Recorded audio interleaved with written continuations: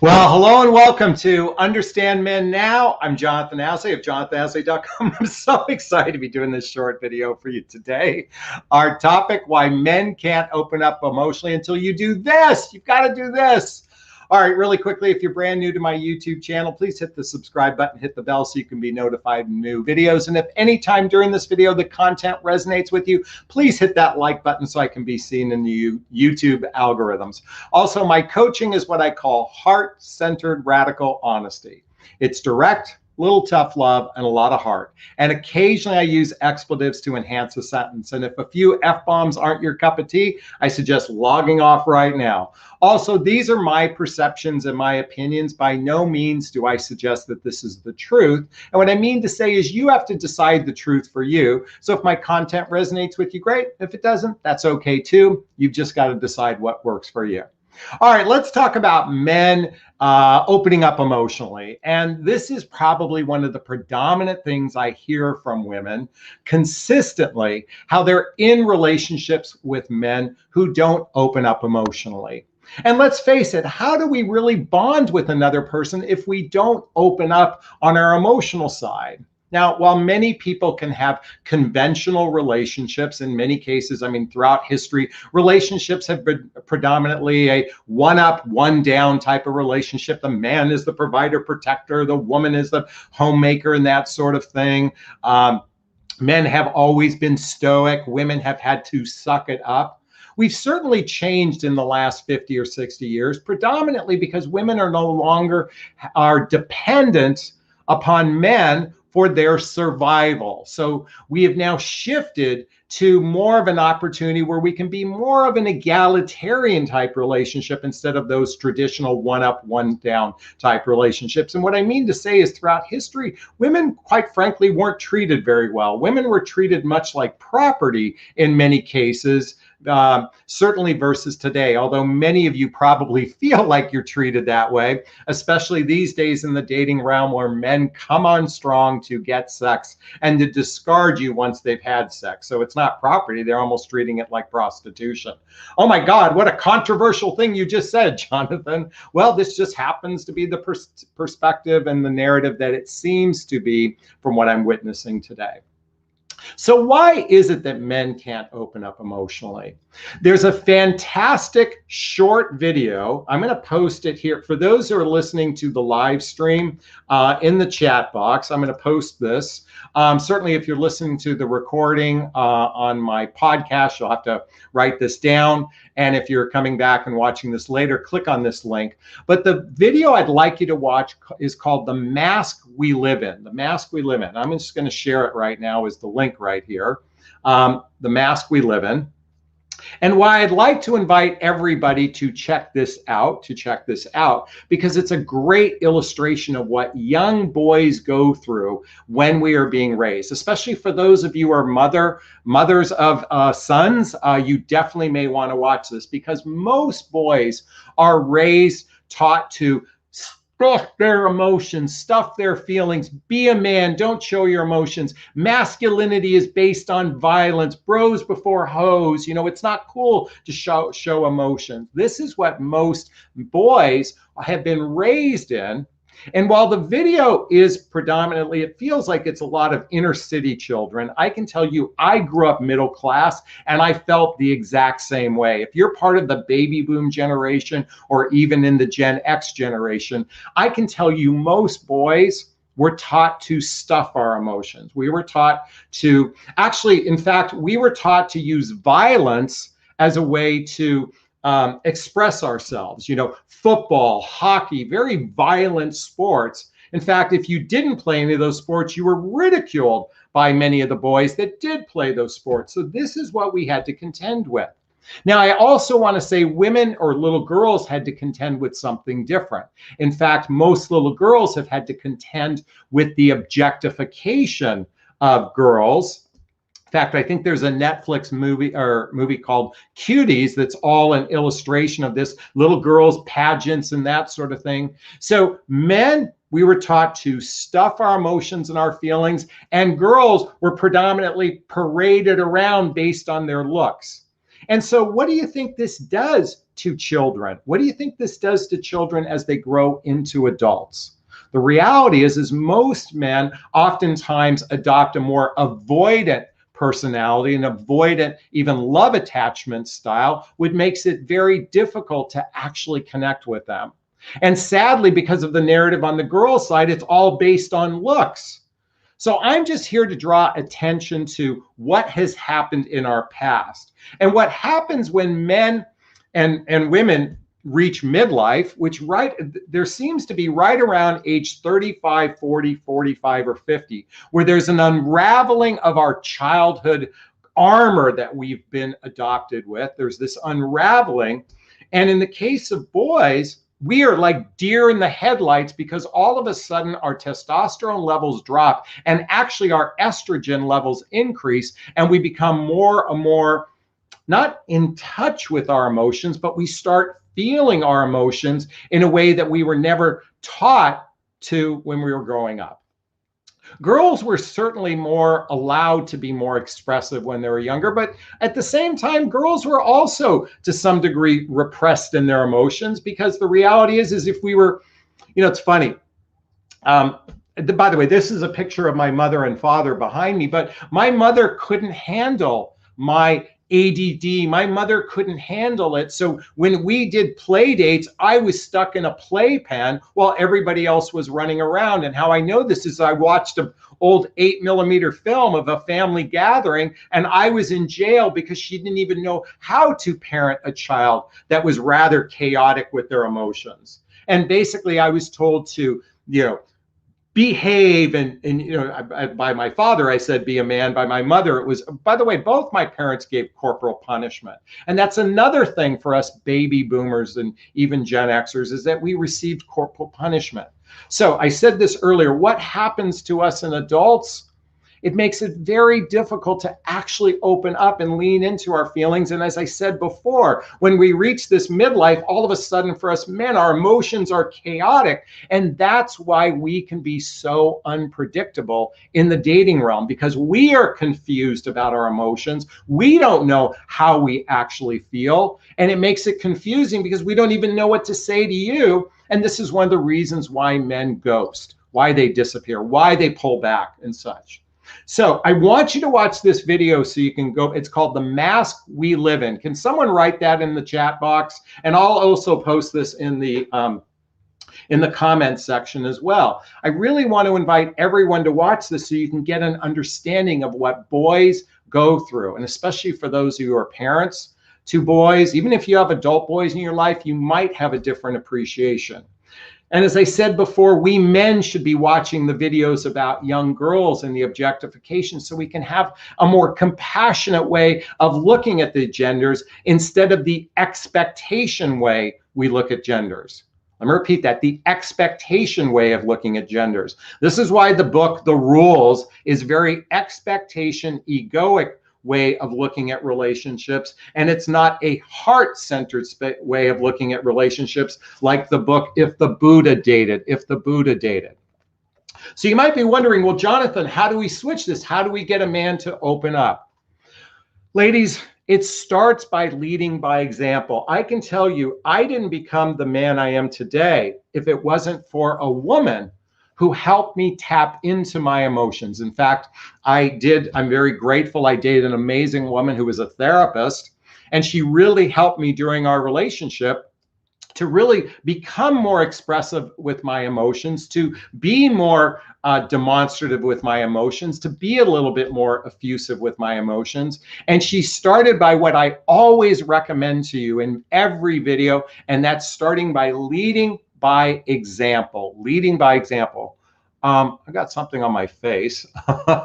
So starts by leading by example. In other words, you share how you are feeling about something in your life, and then you invite the man to also express his feelings in whatever it is that's going on in your life or in his life as well. By the way, if you're not familiar with my book, What the Heck is Self-Love Anyway? What the Heck is Self-Love Anyway? Chapter 1 is Speak Your Truth, Do It with Kindness. This is how you get the ball rolling to begin conversation to help someone lean into their feelings.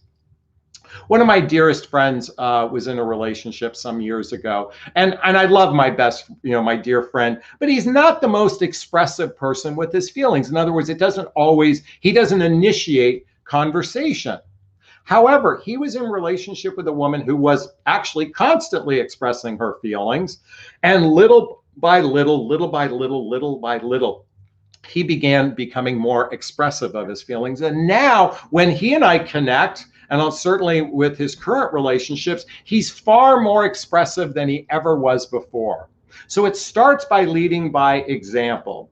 What I also have is a couple other things I wrote on my trusty notes for you here, is to also share is that if you're going to express your feelings and invite him to share his feelings, then you better start listening. You better start listening. Because ladies, oftentimes you're thinking about what's going on for you, and then you're not actually listening to what he's sharing. You're more focused on your feelings and not his feelings. So if you're going to lead by example with your feelings and then invite him to express his feelings, then I highly recommend you listen to his feelings, because oftentimes what men experience from women is a dismissal of their feelings. So just like us little boys, we're taught to be a man, stuff our feelings. And when you dismiss our feelings, we're less likely to be more emote in the relationship, to actually share how we feel in the relationship if you dismiss our feelings. Now, if you have something going on in your life and you do have to express yourself, don't force it. Don't force yourself on him. Don't vomit. Don't dump. Don't. Forcing yourself and your feelings on someone oftentimes backfires. This is why, again, coming back to my book, What the Heck is Self-Love Anyway? Chapter 9 says, if it's sincere and from the heart, you can't say the wrong thing to the right person. So if you're going to be expressive of your feelings, then I highly recommend coming from a sincere, heartfelt, calm place, then forcing something on them. Because when you're agitated and you want to express yourself, it's oftentimes going to backfire. Now, again, if it's sincere and from the heart, you really can't say the wrong thing to the right person. And that's what I want you to begin to lean into today. In addition, make it conversational, not confrontational. Let me repeat that. Make it conversational and not confrontational. Oftentimes, one of the reasons why men shut down, and by the way, ladies, you shut down too. Anytime we feel confronted, we have to defend ourselves. And if we have to defend ourselves, there's really no way to connect and actually listen to one another. So don't force it. By the way, a great way to get a guy to open up is ask questions about his passions. Ask questions about his passions. I happen to be a people watcher. I happen to be fascinated with human behavior. When a woman asks me questions about my passion, which happens to be my coaching, my YouTube channel, all the things that I do and I've got something to share with you in a minute to illustrate this, but ask a man questions about his passions. That's a great way to get a man to open up. There's no better way to get someone to open up when we can start expressing our passions with one another, and also be curious. Do something called drilling down. So if he shares something with you, then find another thing about that and ask him another question and another question. And then he's more apt to feel safer to open up. Because the reality is most men don't open up because they don't feel safe. If we weren't safe as boys to open up, just because we're adults, that doesn't change things. So drill down, ask him about his passions, drill down, because that's going to create an opportunity for him to open up. Okay. And don't stare him down. This is kind of the same thing about don't forcing it. And lastly, this is one last one I'm going to share before we take Q&A. A great place to talk to a guy is when you're driving in the car. You've got an audience there. You're kind of stuck together. I know I was driving on a trip with a girlfriend of mine some years back. And it was great how we were able to, she was just very calm, cool, collected.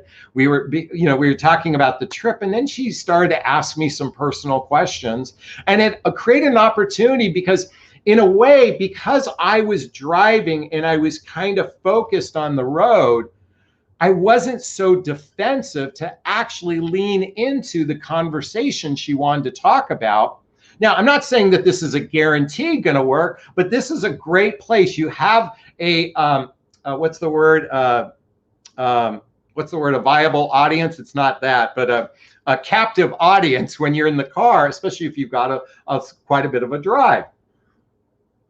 So that's a great place to get a guy to open up, is those times when you have a long drive and maybe you can start expressing yourself, again, in that calm, cool, collected, conversational, not confrontational way.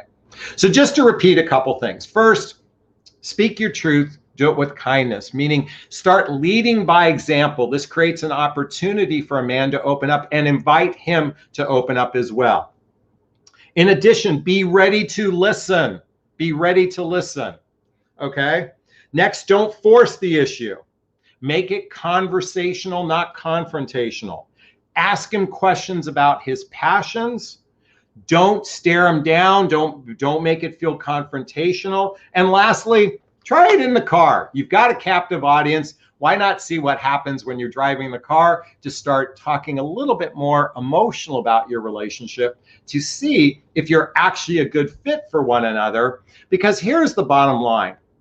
When you're in a relationship with a person who's cold, avoidant, dismissive of feelings, it's not a very juicy, delicious, happy relationship. And let's face it, we can have a relationship based on need, or we can have a relationship based on desire. And my invitation for everyone is to choose relationship based on desire, not based on need. So desire means having a partner in your life that's be able to give and receive and give. And that's the makings of a better relationship than those ones where it's just based out on need. And my hope is you don't choose a relationship based on need. So that's it for the content portion. We're going to jump into the Q&A right now. Before I jump into the Q&A, and those who know my style really quickly, if you have a question, post the word question and write the question thereafter, or put a Q and then the question so I can find it easier in the chat box. Also, you can purchase a super sticker and super chat. All the funds from a super sticker and super chat goes to a scholarship fund to defray the cost of personal development. This scholarship is in the name of my son, Connor Aslay. For those who know, he passed away a few years ago, so I started this fund. And I have already started giving to charities such as the Hoffman Process Insight Institute. I just gave some money to a girls' foundation. I can't remember what it was, not the Girl Scouts, but something along those lines. So again, purchase a super sticker, super chat to show that you appreciate my content. Before we jump into the Q&A, I have two things I want to share with you. So again, if you want to post a question, just get ready in a minute. But I want to share with you because I want to say something about my audience. I'm not speaking to the mass general public. I'm not speaking to the mass general public. My message is for those, and I wrote this down, so let me read this. My message is for those who want to break free from fear, judgment, comparisons, guilt, regret, and most importantly, victim consciousness. Sadly, here in the United States, we're suckling on the nipple of victim consciousness. And my message isn't for those who are in victim consciousness. My message isn't about landing the right guy. My message is about becoming the best version of yourself. Because when you operate from a place of love, when you operate from a place of self-love, then you can attract a healthy love in your life, that juicy, delicious, healthy relationship I often talk about. So my advice isn't for everyone, only those ready to break free from mediocrity. We live in a totally different world from the past. And since the internet, plus we no longer live in a world where women are dependent upon men. In addition, most dating advice is attraction-based and not based on shared values, blendable lifestyles, and emotional maturity. This is why I'm an advocate of seeing the bigger picture of the dating process and to be more intentional, believing that the old way of doing things versus believing that the old way of doing things works. And lastly, work on yourself. And maybe, just maybe, you might become a healthier human being. That's who my audience is. If you feel like you fit into my audience, say amen right now in the chat box. Oh, and one last thing. We're ready to take questions in a second. I want to share something that I just received. Well, I'll share this in a little bit, but we're ready to take questions. So if you have a question, purchase the super sticker, super chat, write the word question so I can find it easily. Here we go. Weejen, one of my favorites here. What does it mean when someone strings you along? How do you define it and why? What does it mean? Okay, so the meaning of stringing you along is basically someone who wants you in their life at their beck and call, someone who wants you in their life at their beck and call. However, they have no intention of actually pursuing a fully committed relationship. Now, I think one of the reasons why this happens today, especially for those of us at midlife, is because the thing is, we are no longer on the hunt for a wife, the mother of our children. For those of us in midlife, for men in their 20s and 30s, they're oftentimes on the hunt for the wife, for their mother to become the mother of their children. When we're in midlife, we come to the table with a lot of luggage. We come to the table with a lot of baggage, and we're not on the hunt for a spouse in the same way. And what happens, as I said earlier in the video, is that as our testosterone levels drop and our estrogen levels increase, we desire connection, female connection. We desire sex. We even desire a little bit of companionship, although we may not necessarily desire a fully committed relationship that leads to partnership. In fact, if you're not familiar with the work of Esther Perel, I highly recommend checking out her book, Mating in Captivity. Mating in Captivity. By the way, there's a link to all my books below. Jonathon recommends books. One thing Esther Perel talks about is something called stable ambiguity. Stable ambiguity. Think about that word ambiguity as it relates to stringing along. The stable part is that you might have some connection, you might have sex, but the ambiguous place is, where's this relationship going? Are we leading towards a partnership, or are we just spending time with one another? And sadly, most women today, or most relationships today, are known as situationships or casual relationships. And very few actually are intentional from a serious way. This is one of the reasons why, ladies, there's two things I want to impart upon you right now. I know how much you like the idea that men are the leaders of the relationship, and certainly men do the leading in the dating process, at least to the point where you get to the first 2 or 3 or 4 dates. But ultimately, here's the problem. What's the #1 search term for women out in the dating world? Why are men commitment phobic? Why can't men commit? Why do men ghost? Why do men disappear? If that's the #1 search term, why would you want to give the job of the leader of the relationship to the guy? You are in charge of your relationship destiny. This is why I'm a big proponent of setting healthy boundaries, or first knowing your standards and then setting healthy boundaries. And this is why you must learn true compatibility. And if you're not familiar with my relationship iceberg, here it is. As you can see in the top above the waterline is attraction, and the tip of the iceberg is chemistry.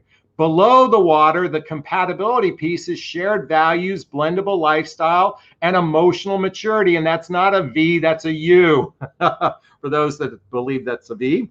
That's my penmanship. And my point in bringing this up is if you don't know how to vet for shared values, emotional maturity, and blendable lifestyles, then I highly recommend scheduling a discovery call with me, because my private coaching is all teaching you how to become your own matchmaker. Let me repeat that. Teaching you how to become your own matchmaker. And what I mean to say is, if you hired a $20,000 matchmaker, their job is to find somebody who's compatible with you. They vetted this person out. Now, I will tell you, most matchmaking services don't do that because they don't have enough of a database to do this. They basically, they focus on the chemistry piece, hoping that magic fairy dust will fill in the blank on everything else. I teach you how to become your own matchmaker based on your personality and teach you how to ask the right questions. So I want you to check out the link below. So going back to the idea of being stringed along, the reason why this happens, it's because most of the time you really didn't vet him properly in the beginning, but you got hooked the minute there was attachment to him or you had sex with him. Let me repeat that. There was attachment to him or you had sex with him. Now, attachment, if you're not familiar with love attachment style, I highly recommend reading this book, Attached by Amir Levine and Rachel Heller, so you can learn about love attachment style. I also recommend reading the book, Getting the Love You Want by Harvell Hendricks and Helen Hunt. This is why you oftentimes choose the bad boy or the emotionally unavailable men, because there was a good chance your father was emotionally unavailable. So how do you avoid this? You have to learn how to ask better questions in the early stages before you give your heart. Or if you have sex, the problem there is you might get attached to a guy because there's a chemical that gets released in our bodies known as oxytocin that mostly bonds women to men, and it makes it very difficult to end the relationship. So stringing along, it's basically they like you, but they have no real intention to be in a relationship. Folks, I think it's time to stop fucking around and start asking better questions, especially before the penis goes inside the vagina. Everyone knows my shtick. Before the penis goes in the vagina, buy the book, buy 2 copies of the book, 8 Dates, and read it together, because then you'll know. And by the way, a guy that will string you along will never, ever, ever, ever, ever read this book. In fact, most men won't read this book because they're not serious. And I want you to start choosing men who are serious. If a man really likes you and you said, let's read this book together, he'll read it with you. If he's kind of iffy about you, he probably won't. But that means he's iffy about relationship anyway. So do you want that guy? Probably not. Avoid being stringed along by asking better questions right from the get-go. Weejin, thank you so much for that question. I really appreciate it. All right, let's go swimming. Purchase a super sticker, super chat. All right, let's scroll here. If you have a question, post the word question so I can easily find it. Here we go. Leanna, Lorna, excuse me. What about a guy 40 who hasn't had kids, neither been married? Is he still hunting for a wife and family? That's interesting. So if we're talking the specific age of 40, he may still be on the hunt for a wife. Here's the thing. Roughly at about age 45, 75% of the single population in the dating realm, roughly about 75%, are divorced, okay? There is some of the never married in that category, and then there are the widowers, but that's a very small percentage until you start getting into your 50s, 60s, and 70s. So 40 years old is right on the cusp, and a man still might be looking for a wife. He oftentimes will choose a woman 10 years younger. I'm not saying this is an absolute, but most of the time, if he's at that age and he's still on the hunt for a wife, he's probably looking for someone 5 to 10 years younger. So they haven't, their body, because let's face it, at age 40, it becomes more difficult. I'm not saying it can't happen, becomes more difficult to make babies at that range. So most likely, but at age 40, but roughly at about age 45, they're either divorced, and if they're never married, the chances are they're not going to have children. So you might just want to ask the question, if he's never been married, no children, is that something you want? And ask it right up front. And that would be a good way to avoid spending time with the wrong guy. Great question there, Lorna. Thank you so much.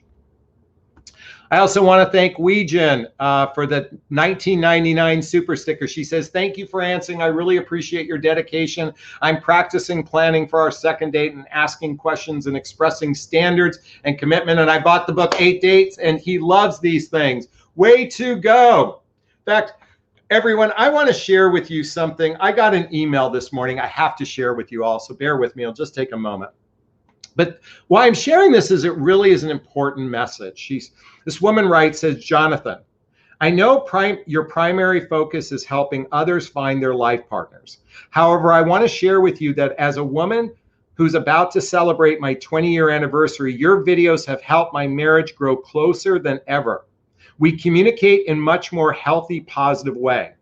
We have been through some rocky patches, but I feel more in love and loved by him now than I did when we first became engaged. Thanks to you, every day we make sure to give each other attention, affection, acknowledgement, and acceptance. I sincerely hope you feel great sense of pride and satisfaction knowing that not only help people find love, but also help those ready in a committed relationship grow stronger, both as individuals and couples. God bless you. Alexandra, thank you so much for that. I really appreciate it. She's literally practicing what I talk about in the book by Barbara DeAngelis, How to Make Love All the Time. How to Make Love All the Time. Folks, when you're in a significant relationship, the reason why I recommend these books is because most of us, once we're in a relationship, we're winging it. We're winging it. We're winging it. We have no fucking clue how to make a relationship work. This is why I recommend these books, because listen, you don't have enough time to wing it. And most men don't buy these books, women buy these books. So learn what's in the books and then invite it into your relationship. If he genuinely cares about you, he's going to want to do the work with you. If he's not ready for a relationship or he's dismissive or avoidant, he's going to run away. But do you really want that guy? Look, folks, if you want casual and situationships, I'm not the coach for you. I am not, you're not my audience. My audience are those that want to break free from mediocrity, and casual relationships and situationships to me are mediocrity. I'm a big proponent of partnership to shift the narrative. And listen, we don't have enough time to fuck around. I'm in my 50s. Most of you are in your 40s, 50s, and 60s. We don't have time to fuck around. We had that in our 20s and 30s. As you know, like I always talk about the movie Shawshank Redemption. Get busy living or get busy dying. And I'm here to say, I don't want you to die not having tried, not having made effort to. And by the way, the reason why I recommend my book over and over again is because it's a journey of personal development, self-help, and spiritual work, so we can have inner peace. Because when we love on ourselves, and listen, we never fully love on ourselves. We never fully heal from this shit. But do you want to be healing, or do you want to be stuck in the pit of despair? And do you want to be in relationship with someone who's stuck in the pit of despair? Or do you want someone who's at least introspective enough and cares about you enough to say, I'm willing to work to make this relationship work? Now, I know there's a theory that great relationships don't need work. Yes, 20% of couples, happy couples that were just perfect to begin with don't have this problem. The reality is if you're single looking for love, we're riddled with shit. And as I said earlier in the video, at midlife is when we have an unraveling of our childhood wounds and traumas. All that armor that was built up in childhood starts to unravel, and we are fucking deer in the headlights when this happens. This is why I'm a big proponent of doing the work. This is why I continually talk about the Hoffman process, the Hoffman process. Check it out. I can't tell you how many emails I'm getting now. Thank you, thank you, thank you for recommending the book. Thank you, thank you, thank you for recommending the workshop, because it's making a big difference in people's lives, and that's what I want to impart upon you. Thank you so much, Weejin, for that super sticker. I really appreciate it. Leaf says, teaching us to become our own matchmaker, a transferable skill even with friends, colleagues, peers. That's very wise. Thank you, Leaf. I appreciate that. All right. Doug says, William Sonoma and the magic fairy dust. Everyone who knows my work knows I talk about the magic fairy dust. You all believe, because here's the thing. When we stuff our heads under the ground, when we stuff our heads under the rug, it's amazing how our relationships just bloom and magically work out when we fucking stuff our heads under the rug. Listen, I was married for 12 years, 12 and a half years. I buried my head in the sand from day one, thinking time will change things. It didn't. Communication changes things. Opening up changes things. And by the way, sometimes we have to suck it up. Ladies, I know when you speak your truth, it might scare a lot of men away. In fact, your fear is to scare a guy away. but you're only scaring the wrong guy when you speak sincerely from your heart. And by the way, we men don't have a picnic with you women either. A lot of you women are a fucking pain in the ass. There are entitled women. There are fearful women. There are women that are absolutely ambivalent to this. I can tell you as a man dating, I'm sharing with you your frustration with men. And by the way, Doug is in this video or in this live chat box. He'll tell you women are just as much a pain in the ass here.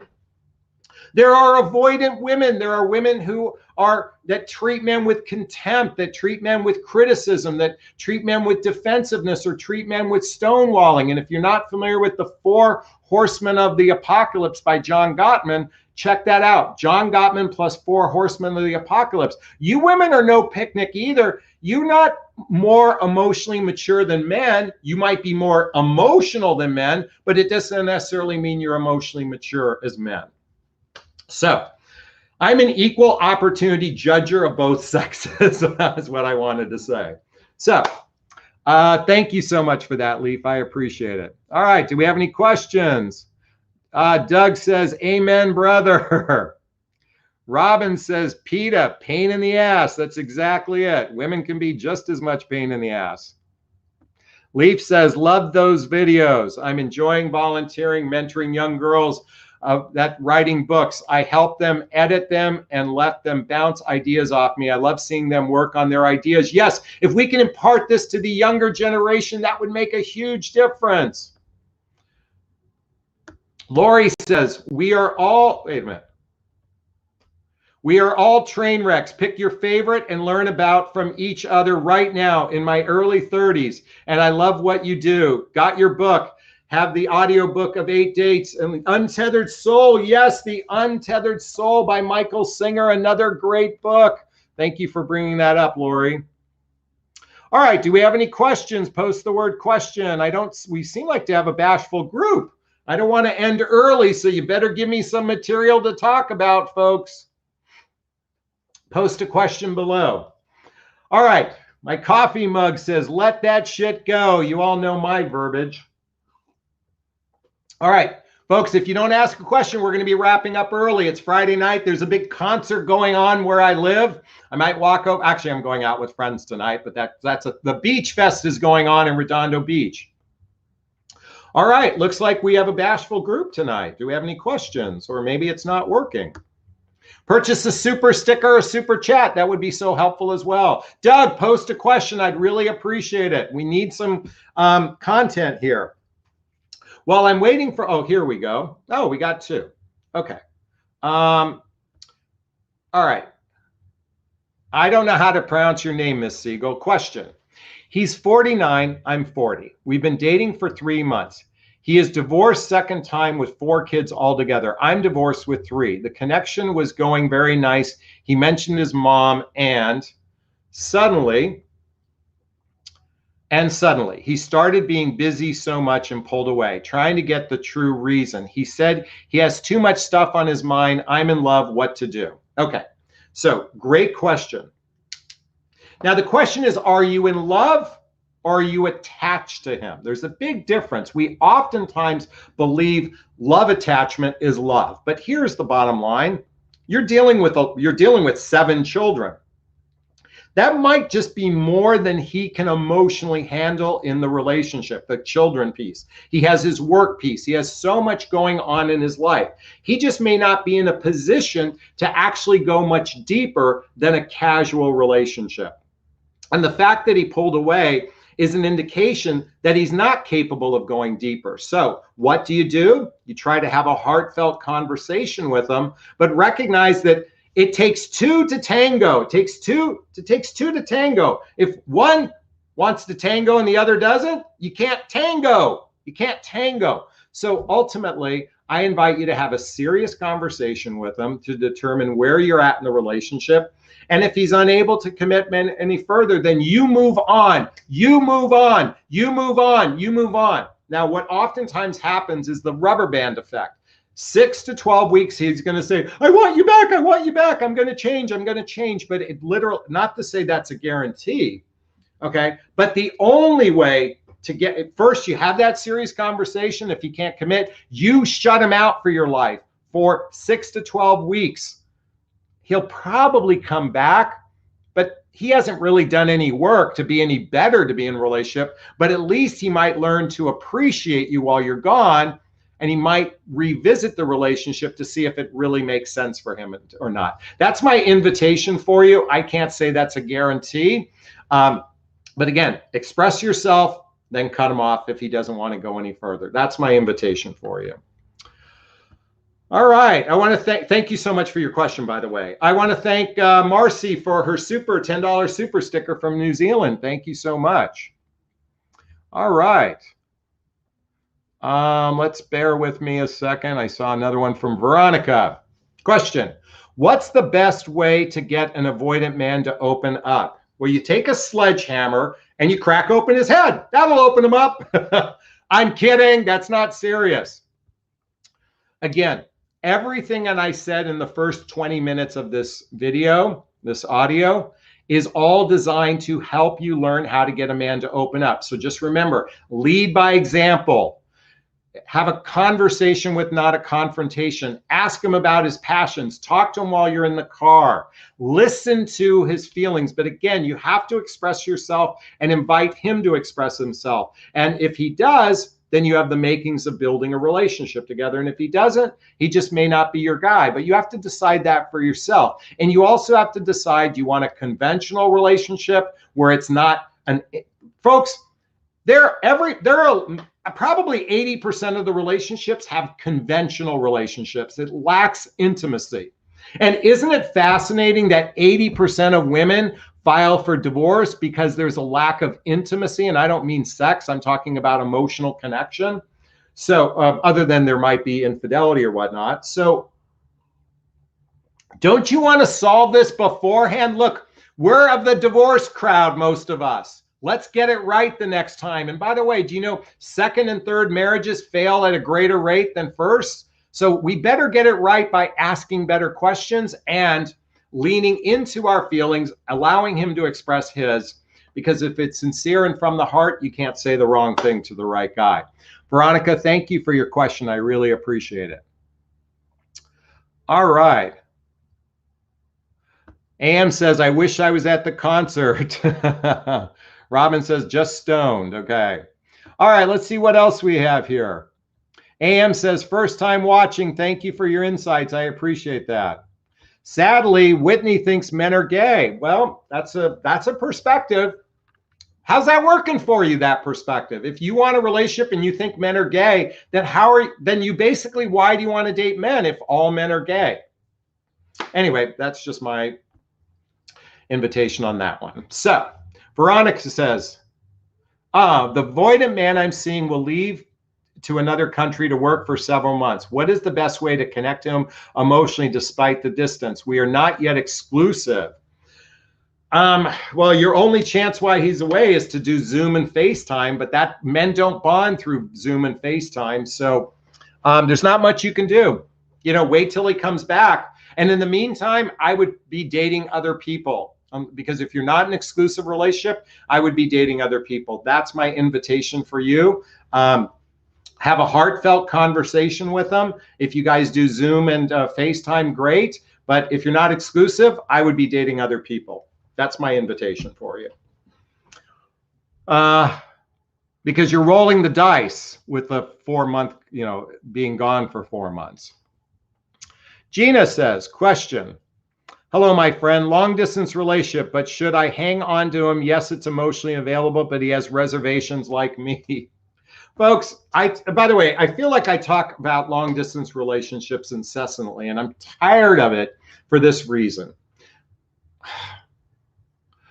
Unless you have a plan to take the distance close together, by the way, here's the bottom line. If you want a day-to-day relationship where you see each other on a regular basis and you're partners with one another, in other words, you do social activities, hobbies, mutual interests, spending time with family and friends, traveling together, teamwork building skills in both in your personal and your professional life, intimacy, both physical and emotional intimacy that leads to getting married or living together, then you have to have a plan of how it's going to go from distance to close up. Now, it's interesting. Not too long ago, I dated a woman who lived about 35 miles away from me. In our first exchange, she had sent me a message saying, "You have a great profile, Jonathon, but there's distance between us. How do you feel about that?" And my response was, "I don't plan on moving where I live because my life is here, my son is here, my family is here, so I don't plan on moving." And she said, well, ironically, she was actually thinking of moving to my exact city because she has friends here.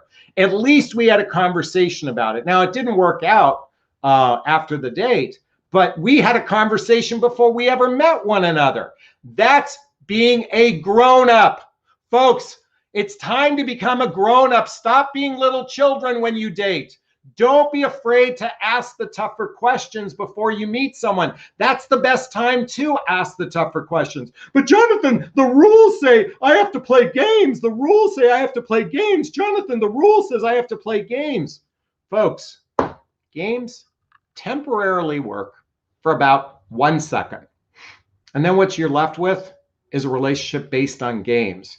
Start asking more adult questions right from the beginning, and you might find that that long distance guy isn't a really good fit for you. And by the way, I shot a video on this. This is going to come out in the next few days.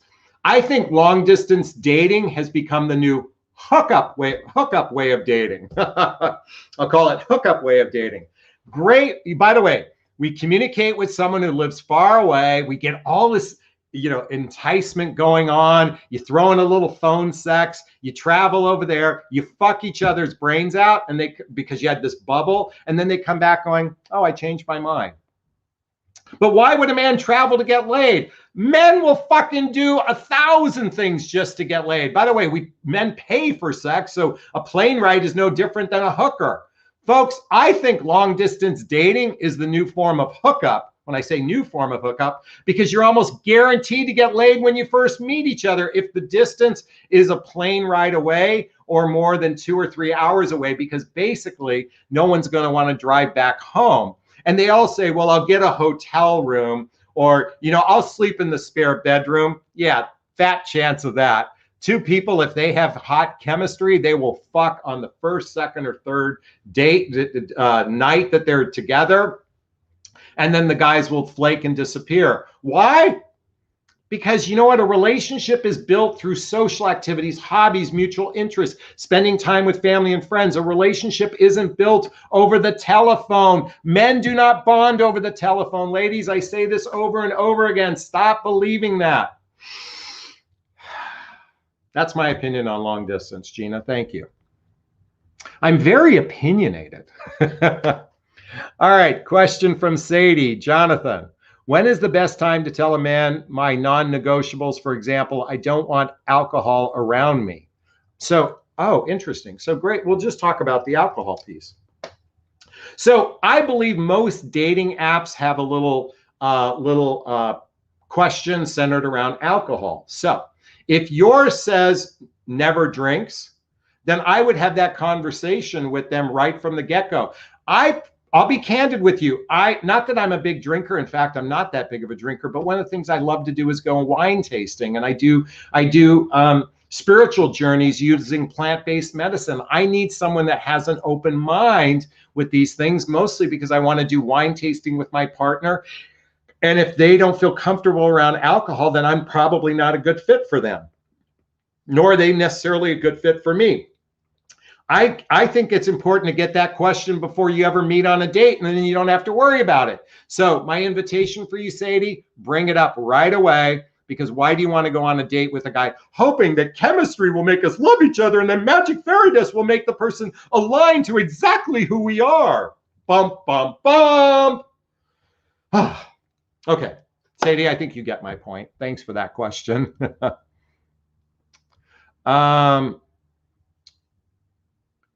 Here, Claire said something interesting.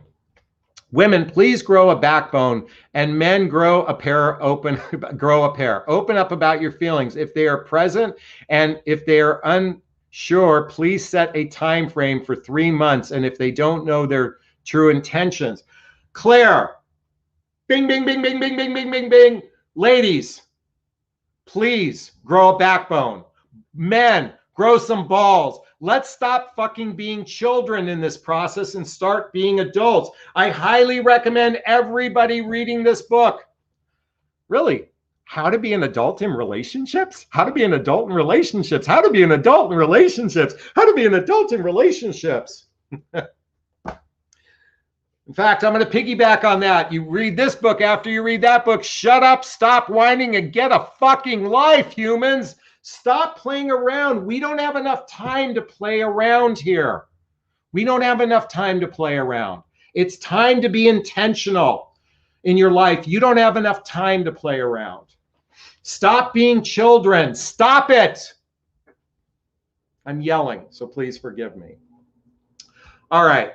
Thank you so much, Claire. I really appreciate that. I want to thank Lorna for the super sticker of $20. Thank you so much. I really appreciate that. If my content is resonating with you, please purchase a super sticker, super chat. I really want to build that scholarship fund up. All right. Thank you so much. Doug says, great question. Tweety, I know the 3% guy you're referring to. I could go on and on, but Jonathon has the floor. Thank you so much. I don't know where that was coming from. Okay. Here's a question. By the way, if you want to ask me a personal question, this is the time to ask me a personal question. Write the word personal question and then ask. Right now, we're going to save the last 10 minutes for anything personal you want to ask of me. But before that, we're going to take Miss Rogers' question. I met someone who was on dialysis, and I didn't want to get attached and lose him. He has since had a transplant, and then his mom had a stroke. I know he's interested, but has lots of distractions. Wow. Well, first off, I want to send that man a big, gigantic Jonathon bear hug of self-love. Or of love, excuse me. Boy, to go through that, dialysis and a transplant in his mother, he probably isn't capable for a fully committed relationship right now. So just recognize that he's, again, not a good candidate to be in a relationship. That doesn't mean that you can't be a confidant in his life, you can't be a friend. But most likely, he's not a good candidate to be in relationship with. Now, that doesn't mean you can't explore a friendship and can't explore a relationship with him. Just understand he has a lot on his plate and he may not be capable of going the distance at this moment in his life. Doesn't mean that can't change. So coming back to my relationship iceberg, find out if you share the same values, find out if your lifestyles is blendable, find out if he has emotional maturity, because if you have chemistry, then there might be a chance for relationship success. That's a great question, Miss Rogers. Thank you so much. And I didn't know how to say your first name. That's why I said Miss Rogers. Thank you so much. All right. Well, I'm going to take this question before I take the personal question. He says we're exclusive and he says he is committed. We've been seeing each other for 1.5 years. His job is not stable. He isn't able to travel to see me. Money is a problem. Drop him? All right. See, what I don't like about these questions, it's a long distance relationship. I mean, you could have been saying you're 1.5 years and you've seen each other 3 times. I have no idea what your relationship is about. Here's the thing. If the ground underneath him is not solid, it's going to be difficult to build a relationship. So you've got distance involved. Chances are you don't really have a solid relationship to begin with, nor did you have a plan of taking the distance close together. So why not talk about how you're going to take the distance close together, find out if you're on the same page, and when you learn that you're not, then you can decide to move on. And I'm going to say this with 97% certainty. I'd say 100% certainty. This relationship isn't going to work out, but I know you guys don't like 100% certainty. So I'll tell you with 97% certainty, it won't work out. How do I know that? Because 90% of relationships don't work out anyway. Because most people aren't dating as adults. Find out how to take that distance close together before you invest any more time in him. That's my suggestion to you. Thank you so much. All right. Let's go swimming. Let's go swimming. Let's go. Harry Potter. Personal question. What if you have a shy guy that you want to be open up about their past? By the way, when I said personal question, if you have a personal question of Jonathon Aslay, write the word personal question, then post your question. So we're going to save these last few minutes for questions for Jonathon. All right. What if you have a shy guy that won't open up about their past? It makes it difficult to pre-qualify him to see how legit he is. Chances are, if he can't open up about his past, he's going to have a hard time opening up in relationship.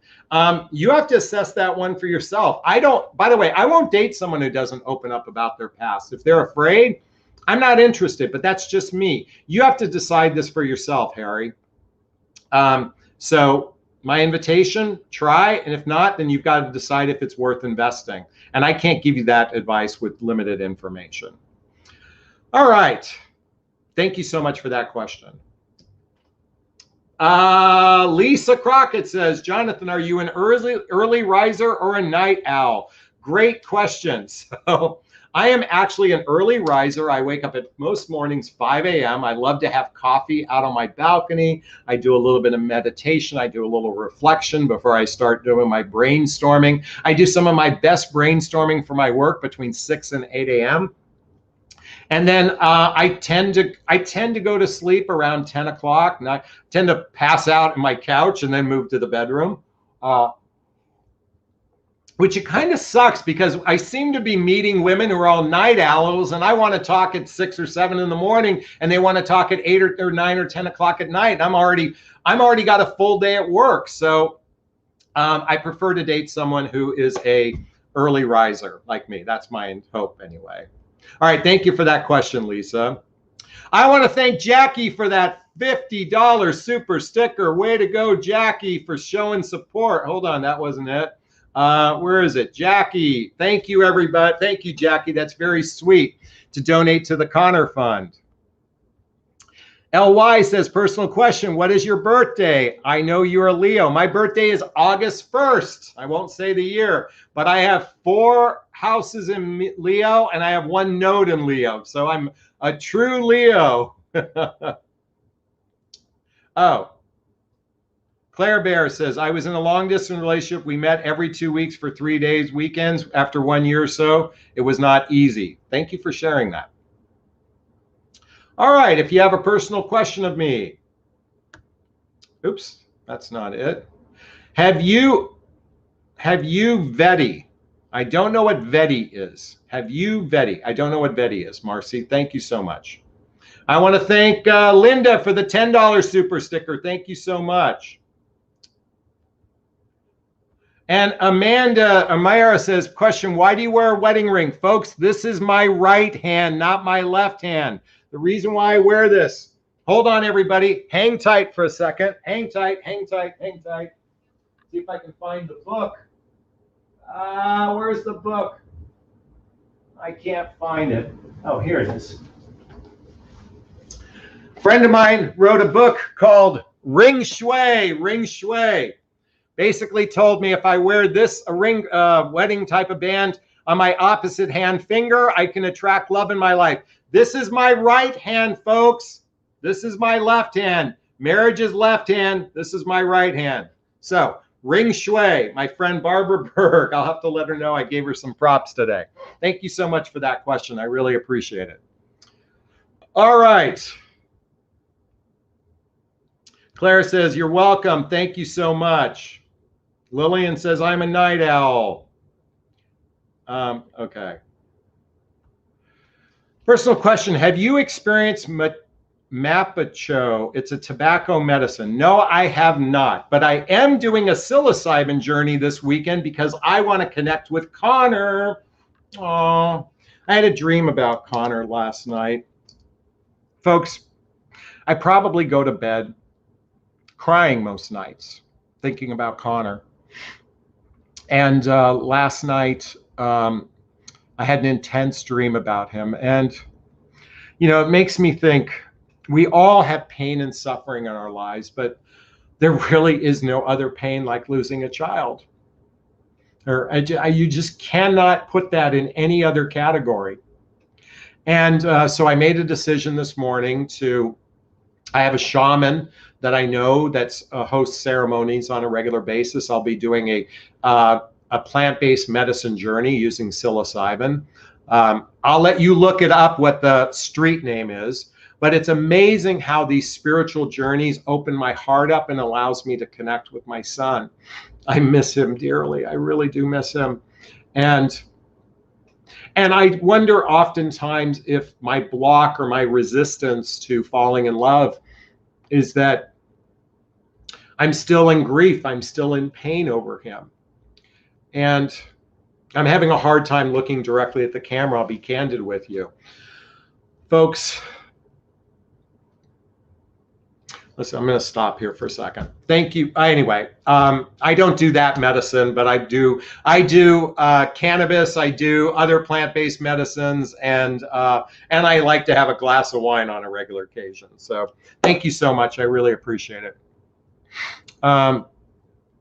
Leaf says, hugs to you, Jonathan. Miss Gina says, I'm sorry about your pain. Thank you so much, everyone. Thank you. I appreciate that. All right, folks. Marcy says, how long does it take for you to vet someone? Great question. So part of my coaching program, by the way, there's a link below to schedule a free discovery call with Jonathon to see if working with a coach is right for you. Part of my coaching program is about asking the right deal breaker questions early on. So I do a pre-vetting before I meet someone. So literally, let's say I get, a dozen swipes a week. And through that, I try to narrow down a couple of those dozen swipes by asking some good questions. A lot of times, by the way, women are just as flaky. I've given 2 women my phone number to call me and they just totally disappeared. And then they come back weeks later going, I wonder what happened between us. Well, I'm like, you didn't fucking call me.